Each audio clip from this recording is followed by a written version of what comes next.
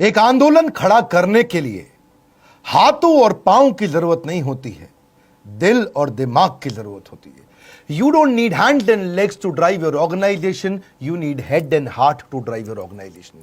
ऐसी man power तैयार करिए। अगर ऐसे आदमी को ले आए जो आपसे कम बुद्धिमान है तो और कम बुद्धिमान कस्टमर को वो लेके आएगा। Nothing is more important than developing people, क्योंकि अल्टीमेटली स्ट्रैटेजी को आपके लोग ही चलाने वाले हैं। अ क्लियर विजन और a great vision without great people is completely irrelevant. मैं Vivek Bindra, founder and CEO बड़ा बिजनेस.com, आज बताऊंगा आपको 20 से ज्यादा तरीके के बढ़िया मैन पावर कैसी लाई जाती है। एक है इंटरनल तरीके और एक है एक्सटर्नल तरीके। इंटरनल जो आपकी कंपनी के अंदर से ही तरीके होते हैं और एक्सटर्नल जो बाहरी तरीके हैं जिनसे आप बढ़िया टीम को ढूंढ के ला सकते हैं। मेरे को everything about entrepreneurship course, event, questions में कई लोगों ने पूछा बढ़िया टीम कैसे बनाएं। पहला क्या है, चांसेस है कि इंटरनल टीम में ही कोई प्रमोशन कर सकते हो, उन्हीं को आप बढ़िया पे, पोजीशन और रिस्पॉन्सिबिलिटी, अथॉरिटी बढ़ा करके दे सकते हो, क्योंकि प्रमोशन से कॉन्फिडेंस बढ़ता है। दूसरा, आप इंटरनल ट्रांसफर्स क्रिएट कर सकते हो एक डिपार्टमेंट से दूसरे डिपार्टमेंट में। कभी कभी जिस आदमी से आप काम करा रहे हो उस डिपार्टमेंट में, क्योंकि वो उसके लिए कॉम्पिटेंट नहीं था, वो इसके लिए ज्यादा अच्छा कर सकता था।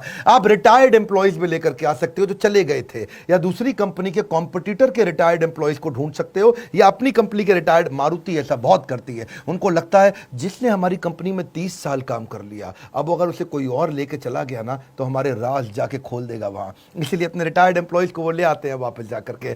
सी, you need to have collaborative hiring process. Steve Jobs कहते थे कोलैबोरेटिव मतलब मिली जुली अंदर पूरी टीम के साथ में। एक और तरीका क्या है, अपग्रेड कर दें, कुछ लोगों को अपग्रेड कर दें, उसकी डेजिग्नेशन ना बढ़ाएं लेकिन उसकी रिस्पॉन्सिबिलिटी बढ़ा दें और उसका थोड़ा तनख्वाह भी बढ़ा दें, अथॉरिटी बढ़ाए बिना। देखिए, recruitment should be viewed as the most important, as important as sales, highly critical। आपके लिए सेल्स इंपॉर्टेंट है, उतना ही इंपॉर्टेंट है बढ़िया मैन पावर लेकर के आना। जितना पैसा इंपॉर्टेंट है उतना ही मैन पावर, क्योंकि acquiring the right talent is the most important key for growth. Hiring was, hiring is and hiring will be the most important part. मेरी अपनी ऑर्गेनाइजेशन में अच्छी लीडरशिप बनाने के लिए मैंने बहुत काम किया है। आज मैं अपने ऑफिस नहीं जाता, इसलिए नहीं कि कोरोना क्राइसिस है या लॉकडाउन है। पिछले 1 साल से मैं मुश्किल से अपने ऑफिस 6 बार गया हूंगा, क्योंकि बढ़िया टीम तैयार करी है। और मेरा 5वां पॉइंट है, train your man power.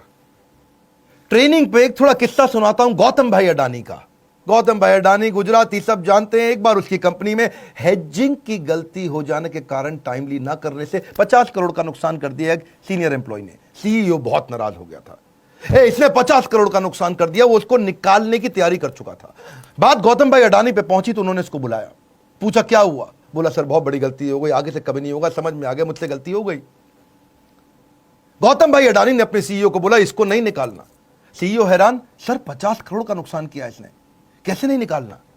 Adani बोले अब तुम इसको निकालोगे, कहीं ना कहीं तो ये ज्वाइन करेगा। गलती इसको समझ में आ गई, ये सीख चुका है, मेरी गलती का फायदा कोई और कैसे उठा ले। It was not a business loss, it was his training cost.